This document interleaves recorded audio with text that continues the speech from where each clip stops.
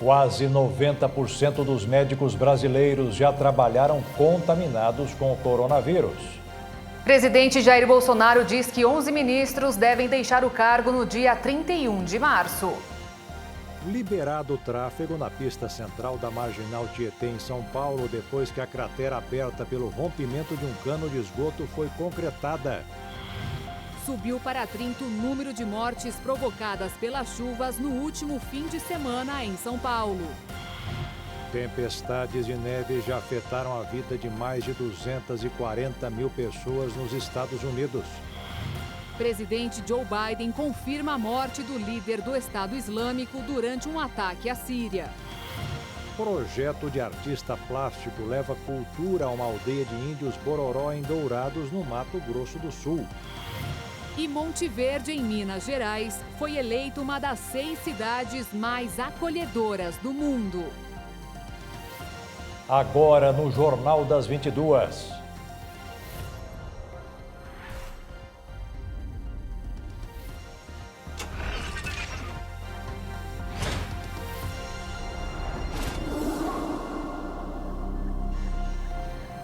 Olá, boa noite. Boa noite.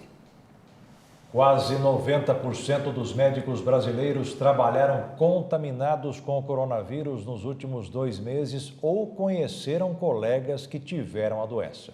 O levantamento foi publicado hoje pela Associação Médica Brasileira, com dados feitos com profissionais de todo o país entre os dias 21 e 31 de janeiro. A maioria dos profissionais está na linha de frente de serviços públicos e privados que atendem pacientes com Covid. Quem continua trabalhando acaba tendo sobrecarga para repor os serviços dos colegas afastados, com muito esgotamento físico e mental. E como os colegas de trabalho ficam estressados e sobrecarregados, aumentam os casos de agressões verbais e até físicas no ambiente de trabalho por parte dos pacientes que procuram atendimento. A pesquisa da AMB também mediu a percepção em relação a uma nova demanda de pacientes para a qual as políticas públicas ainda não estão estruturadas: os sequelados da Covid, a chamada Covid longa. A maioria dos entrevistados disse ter constatado na prática diária casos de pacientes com sequelas após a cura da infecção, entre elas problemas cardíacos e trombose, sequelas neurológicas, AVC e fibrose pulmonar.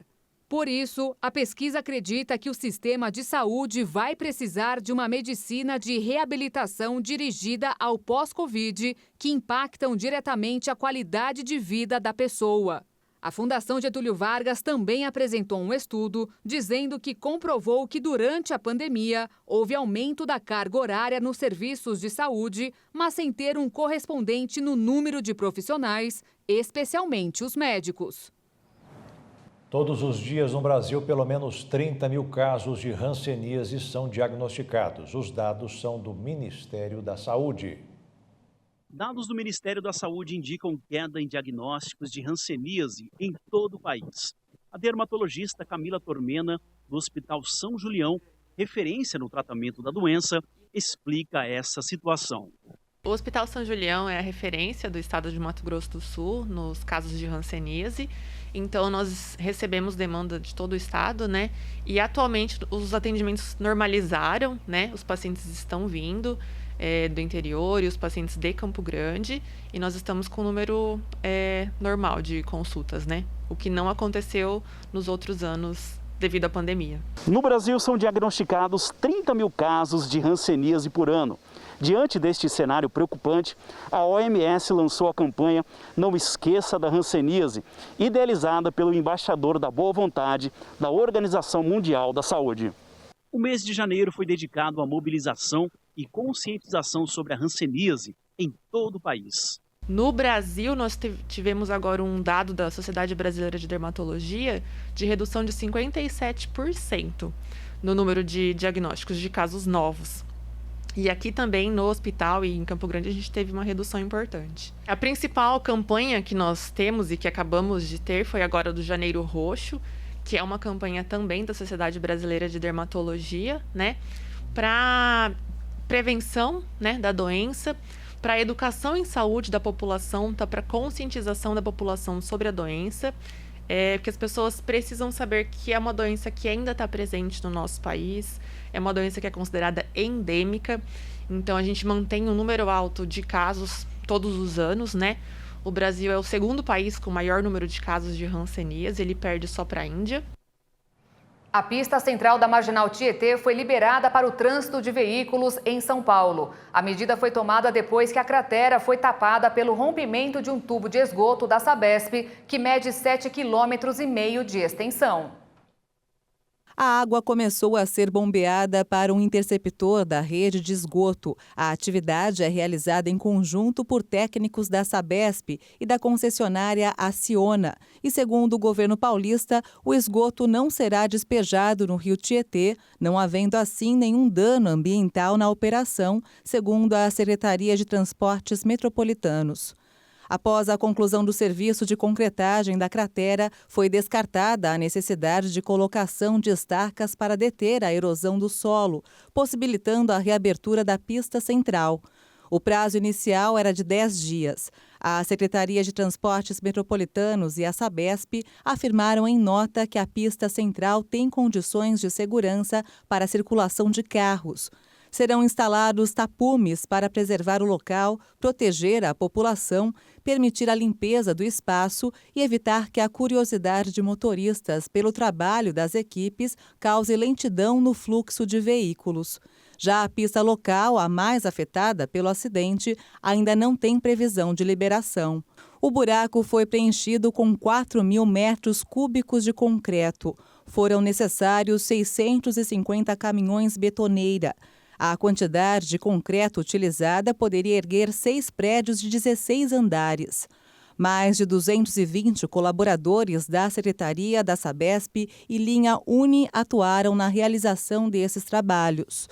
O esgoto de 9 bairros que passava pela tubulação rompida foi transferido para outra rede coletora paralela. O reparo da tubulação ainda não tem prazo para começar, pois será necessário aguardar o término da concretagem e retirada da água que vazou e que será feita pelo poço da obra do metrô, que fica do lado contrário da marginal. A Secretaria Estadual de Transportes informou que os custos extras com rochas e concreto serão pagos pela Acciona, pois já estão inclusos nos riscos de engenharia. O valor de concessão do contrato não vai aumentar. E subiu para 30 o número de mortes provocadas pelas chuvas do último fim de semana no estado de São Paulo. Mais 3 vítimas foram localizadas desde a última madrugada em Franco da Rocha, município mais atingido na Grande São Paulo. 4 pessoas continuam desaparecidas. Os bombeiros localizaram mais 2 corpos em Franco da Rocha, na Grande São Paulo, esta madrugada, após os deslizamentos e desabamentos provocados pelas chuvas do último domingo. Os corpos encontrados nesta madrugada são de pai e filho, de 36 e 10 anos de idade. A Defesa Civil contabiliza mais de 600 famílias desabrigadas no estado. Nesta quarta-feira, voluntários que estavam no local, realizando o trabalho braçal de carregar os baldes de lama, foram retirados. Segundo o Corpo de Bombeiros, como já se passaram mais de 72 horas da tragédia, é possível utilizar a máquina para ajudar nas buscas. As autoridades informaram que no local apontado haviam 3 casas e no topo delas uma hamburgueria. Eles acreditam que 2 pessoas ficaram soterradas no local. Foram interditadas 62 casas próximas aos deslizamentos e os moradores, pouco a pouco, vão retirando o que a enxurrada não levou. E veja a seguir, governadores fazem reunião e voltam a defender o congelamento do ICMS sobre os combustíveis. E ainda, Monte Verde, em Minas Gerais, foi eleita uma das 6 cidades mais acolhedoras do mundo.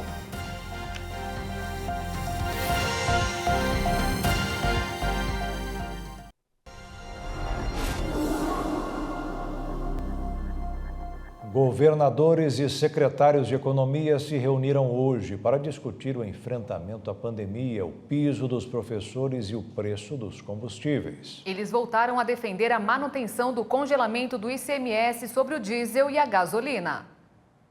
A reunião foi realizada em Brasília com o governador do DF, Ibanez Rocha, que é presidente do Fórum Nacional de Governadores, e o governador do Piauí, Wellington Dias. Os demais gestores estaduais participaram através de videochamada. O objetivo da reunião foi discutir o enfrentamento à pandemia, o piso salarial dos professores e o preço dos combustíveis. Recentemente, 21 governadores assinaram uma carta defendendo o congelamento do ICMS sobre os combustíveis por 2 meses, até que soluções definitivas sejam criadas.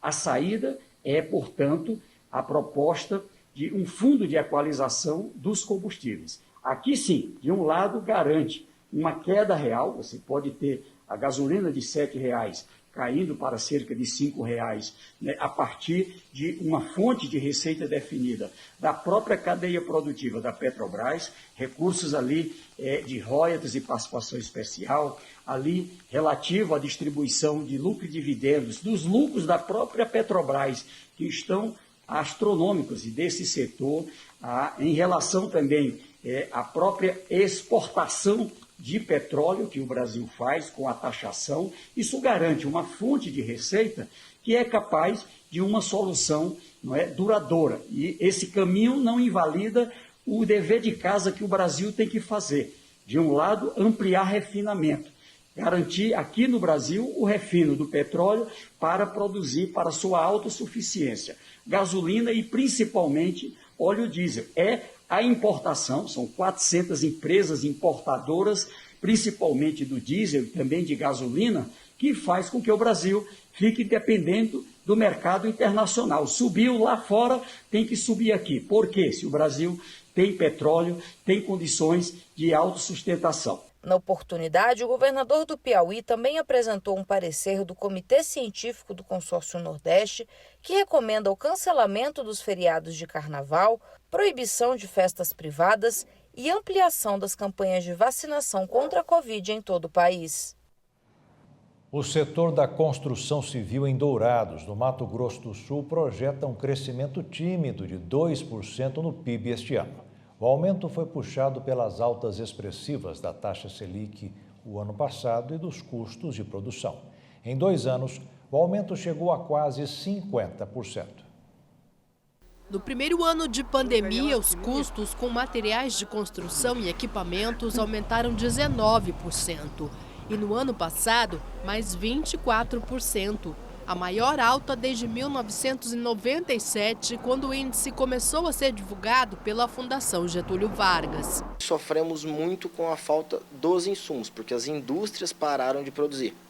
Então tivemos vários períodos em que faltava material de construção, faltavam os insumos necessários para as nossas obras. Apesar do aumento dos preços dos insumos e, consequentemente, do valor dos imóveis, o setor da construção civil seguiu aquecido em Campo Grande nos últimos 2 anos, especialmente o mercado de imóveis de alto padrão. O custo subiu os 48%. Então, um imóvel de alto padrão que antes era comercializado a 1 milhão, 1 milhão e 100, hoje já está na faixa de 1 milhão e 600, 1 milhão e 700. O mercado continua aquecido. A tendência para 2022 é de mais um ano de alta no valor dos imóveis. A dúvida do setor é se a população vai ter condições de pagar as prestações. É que a taxa Selic, que começou 2021 em 2%, fechou o ano em 9,2%. E esse aumento também reflete nas taxas de financiamento imobiliário. Tende a ser muito promissor para o ano 2022. A grande preocupação está atrelada realmente a esse aumento histórico do INCC. Desde que o índice foi criado e vem sendo monitorado, nunca na história houve um aumento tão considerável como de 2020 a 2022. A pesca esportiva foi liberada nos rios do Pantanal de Mato Grosso do Sul. Mais informações na reportagem de Bruno Nascimento. O Instituto Homem Pantaneiro e a Associação Corumbaense das Empresas Regionais de Turismo assinaram em Corumbá um termo de cooperação que prevê o desenvolvimento e ampliação de projetos de preservação, conservação e monitoramento da Serra do Amolar, em Mato Grosso do Sul, e do Parque Nacional do Pantanal Mato Grossense, com com as atividades do turismo de pesca esportiva na modalidade pesca e solte. Nós estamos assinando nesse momento um termo importantíssimo junto com o trade de turismo de pesca de Corumbá, e ele é um gesto importante porque ele no presente constrói as bases para o futuro.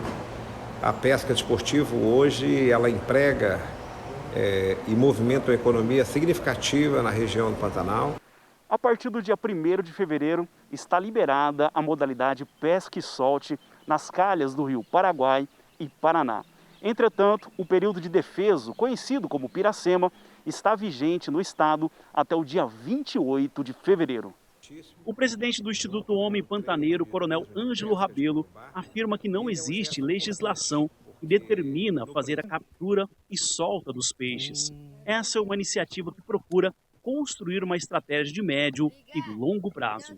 E a atitude especialmente voluntária dos empresários de não levarem mais peixe, implementando o pesque e solte, independente dos mecanismos legais, é um gesto importante que demonstra respeito à natureza, respeito ao bioma e certamente protege o seu negócio. O presidente Jair Bolsonaro foi hoje a Porto Velho, em Rondônia, para uma reunião com o presidente do Peru, José Pedro Castillo. O objetivo do encontro foi a discussão de assuntos de interesses dos dois países. Em uma agenda na capital de Rondônia, Porto Velho, Jair Bolsonaro se encontrou com o presidente do Peru, José Pedro Castillo. Os presidentes trataram de assuntos de interesses dos dois países, especialmente comércio, acesso a mercados, integração, cooperação fronteiriça, cooperação em defesa e segurança e cooperação técnica humanitária no combate à pandemia. O encontro foi realizado no Palácio Rio Madeira, sede do governo do estado, onde Bolsonaro conversou com a imprensa. O Brasil está bem no mundo todo com esse relacionamento. E aqui o fortalecimento da América do Sul é muito importante. Logicamente, trataremos de questões sensíveis a cada país, uma reunião reservada. E a expectativa que nós esperamos é que seja um encontro bastante produtivo, onde os dois países tenham a ganhar. Brasil e Peru têm quase 3 mil quilômetros de fronteira. Os dois países mantêm uma importante relação comercial. Só no ano passado, este intercâmbio movimentou mais de 4 bilhões de dólares, o que, segundo o Ministério das Relações Exteriores, representa um aumento de 78% com relação ao movimentado em 2020. A reunião tratou ainda sobre a Estrada do Pacífico, rota que permitirá ao Brasil o escoamento de grãos e outras produções sem ter que atravessar o país e ir até o Porto de Santos. Bolsonaro destacou que a conclusão da rota depende apenas da vontade dos dois países. Interessa para nós a saída para o Pacífico. Como eu disse, aqui só depende de nós e do Peru, não depende de um outro país como mais América, mais ao sul, você depende de 3 países para essa saída. Na chegada a Porto Velho, Bolsonaro foi recebido pelo governador do estado, Coronel Marcos Rocha, e apoiadores, que seguiram o presidente até o Palácio do Governo numa motociata. Também estiveram presentes a ministra da Agricultura, Tereza Cristina, o ministro de Justiça e Segurança Pública, Anderson Torres, além de parlamentares de Rondônia e Acre. Ao ser questionado sobre a reforma ministerial e se algum deputado ou senador de Rondônia teria chance em algum ministério, Bolsonaro disse que tem especial apreço pelo senador Marcos Rogério, de Rondônia, que fez ferrenha defesa do governo durante a CPI da pandemia, mas frisou que os nomes dos novos ministros só serão divulgados oficialmente em momento oportuno, através de publicação no Diário Oficial da União. O presidente americano Joe Biden anunciou hoje a morte do líder do grupo Estado Islâmico, Abu Ibrahim. Ele morreu durante uma incursão das forças militares americanas na Síria.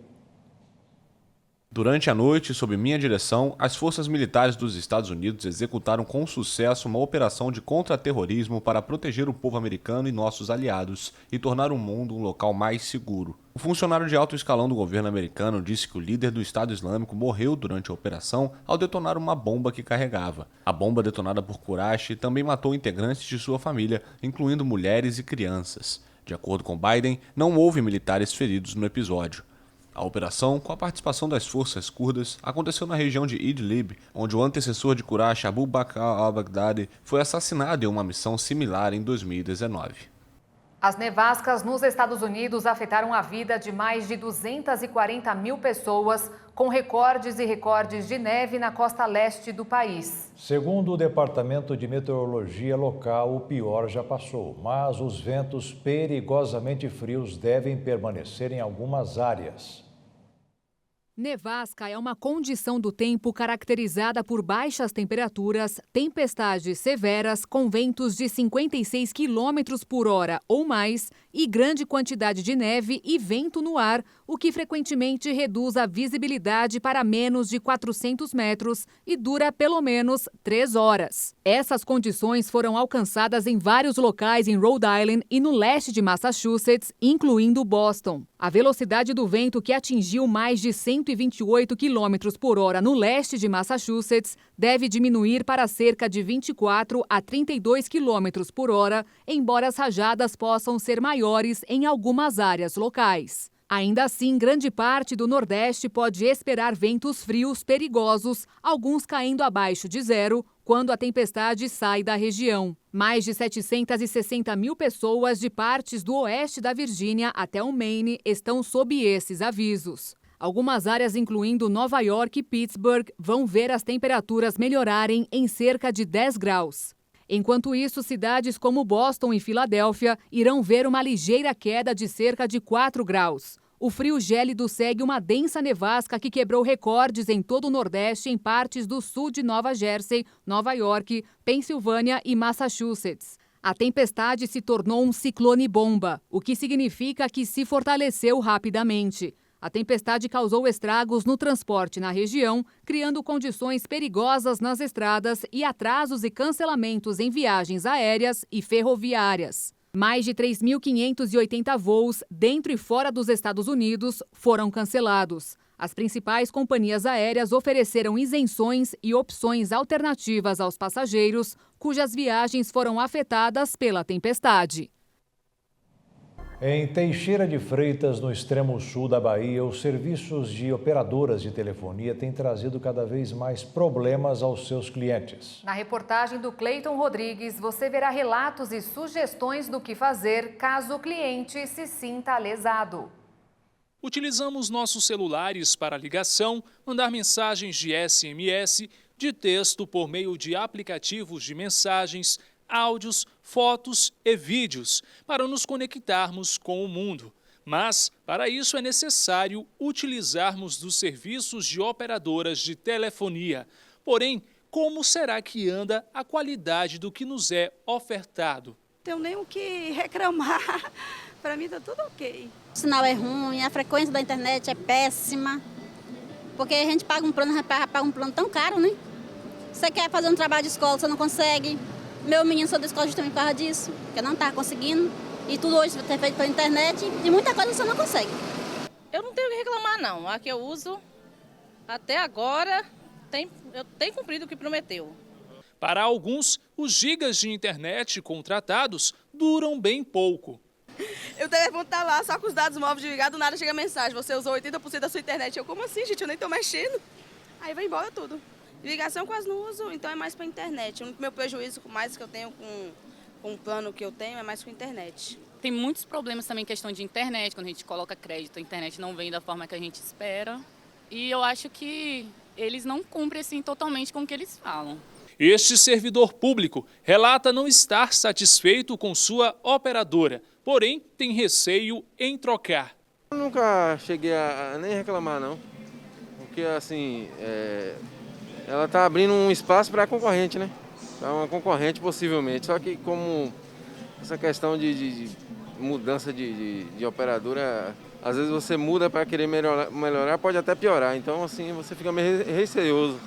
Tem quem reclame dos créditos que acabam rapidamente. Às vezes a gente coloca crédito, são rapidinho. E quando você faz a linha, vem cobrando todo mês um pouco a mais. E você vai tentar reclamar, baixa e depois volta de novo.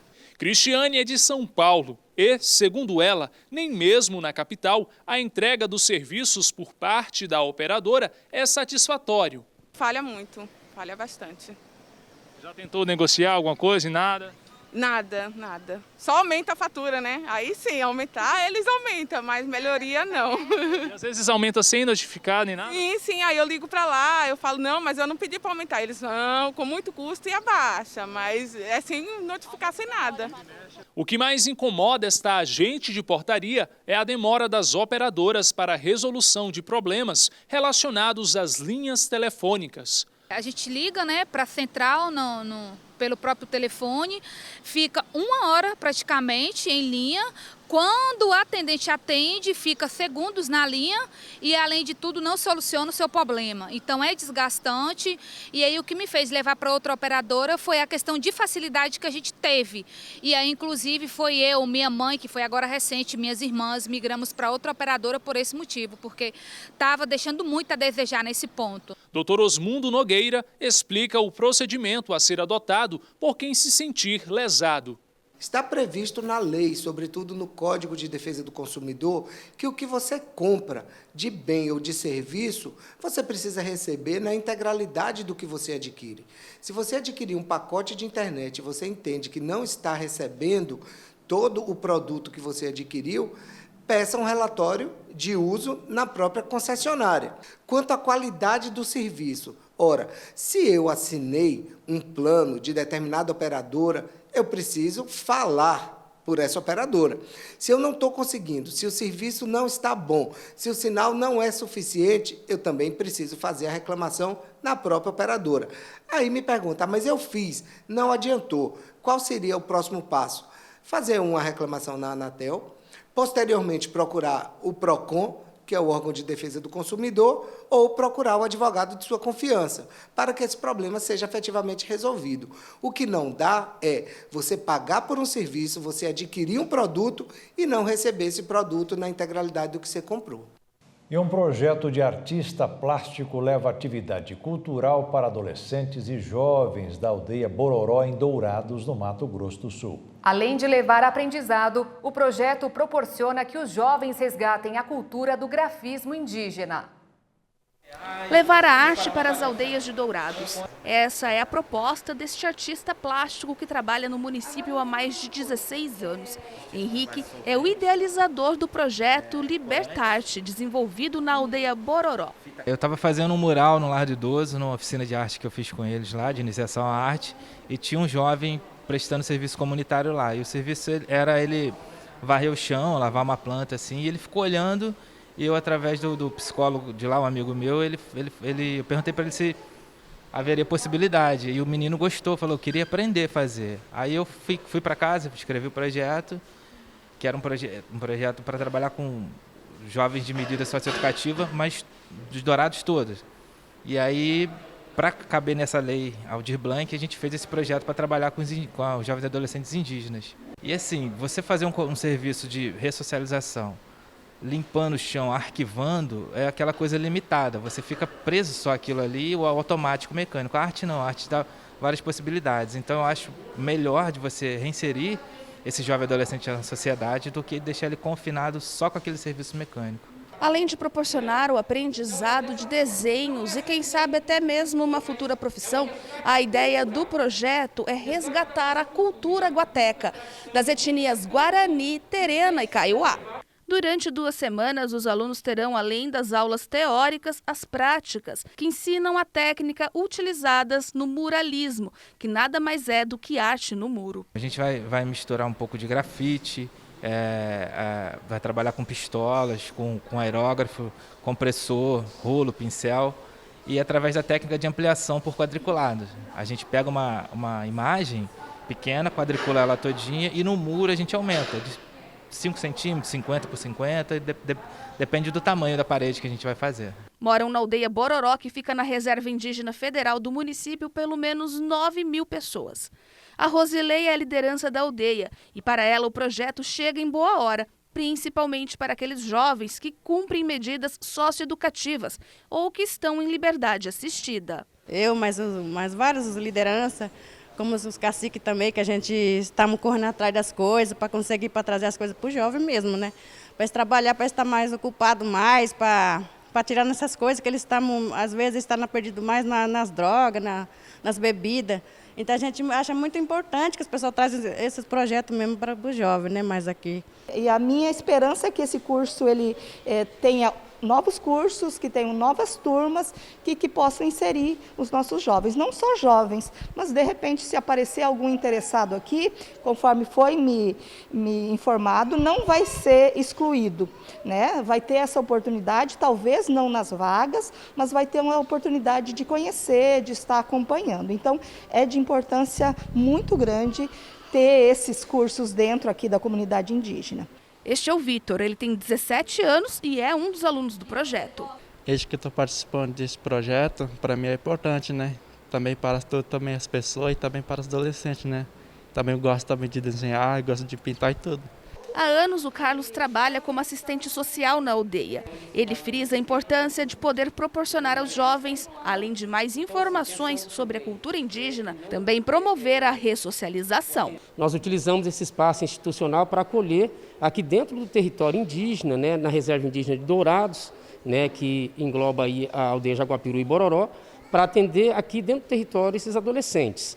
E o diferencial desse projeto é justamente trazer esses cursos, né, profissionalizantes para dentro da comunidade. E o interessante é que dentro dessa proposta, né, que o artista propôs, vem todo um resgate cultural, né?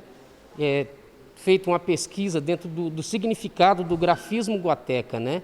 Então, e além disso, não é simplesmente pintar um muro com uma imagem, né? O adolescente, o jovem, ele vai aprender a preparar uma parede, ele vai aprender a misturar as tintas, né? E aprender a pintura predial em si, né? Então, além disso, ele vai estar recebendo uma formação profissional capaz de ser inserido no mercado de trabalho. As NFTs, ou criptoartes digitais registradas, têm se tornado febre entre investidores e colecionadores. Nos Estados Unidos, um museu foi inaugurado dedicado apenas a esse tipo de arte. As criações baseadas em blockchain conquistaram o mundo da arte. O Seattle NFT Museum apresenta obras de arte originais, juntamente com explicações sobre a tecnologia por trás delas, e destina-se a ajudar os visitantes a navegar no novo mundo dos tokens não fungíveis. NFTs são objetos digitais exclusivos que conferem propriedade. Embora seu conteúdo possa ser copiável, o NFT é o original. Da mesma forma que existem inúmeras gravuras da Mona Lisa, de Leonardo da Vinci, mas apenas o Museu do Louvre possui o original. Investidores e colecionadores pediram nos últimos meses para se envolverem na última mania digital, que depende da mesma tecnologia blockchain que alimenta as criptomoedas. Leilões recentes viram altas quantias pagas por NFTs, mas como todas as novas tecnologias, existem céticos. Alguns observadores os descartam como uma moda passageira. E você vai ver agora alguns testemunhos de pessoas que saíram vitoriosas. Oh, glória, nós damos glória, ele vem para mudar a nossa história. Você foi o que, irmã? Eu tava com muita dor nas costas, assim nos rins. Aham. E agora Saiu tudo. O que foi, irmã? Eu era muito... Tava assim com uma amarração por dentro do coração. Aham. E uma dor na minha vista que eu cheguei aqui agoniada. E no começo desse canto da volta da Vitória passou. Você foi o que, amiga? No pescoço, tava uma dor no pescoço que até para dormir tava difícil. Aham. Não podia botar travesseiro, nem deitar no baixo, né? E graças a Deus, por igual ao Senhor Jesus, eu tinha passado a mão, eu senti que tava tipo umas bolinhas aqui, ó. Sumiu. Fazer as bolinhas sumiram? Sumiu, não tem então, não. Tá vendo? O que foi, irmã? Do meu joelho direito, sabe? Eu andava e queimava nas articulações, sabe? Quanto tempo tava essa dor? Tem mais 2 meses já. Mais 2 meses? Aham, que eu tava... o médico, ele falou que eu tava com artrose. Como é que ela saiu agora?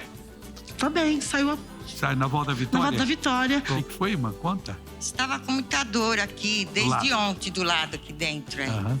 E agora sarou. Foi embora. Deus honra a fé da gente. Deus não escolhe cara, não escolhe cor de pele, não escolhe se é mulher ou homem, se é magro ou gordo, se é baixo ou alto. O que Deus escolhe é fé. Hein? A fé liga Deus com você. Nós damos glória, Ele vem para mudar a nossa história. E o Jornal das 22 termina aqui. Obrigada pela sua companhia, um ótimo fim de noite para você e até amanhã. Boa noite, fique na paz. Tchau.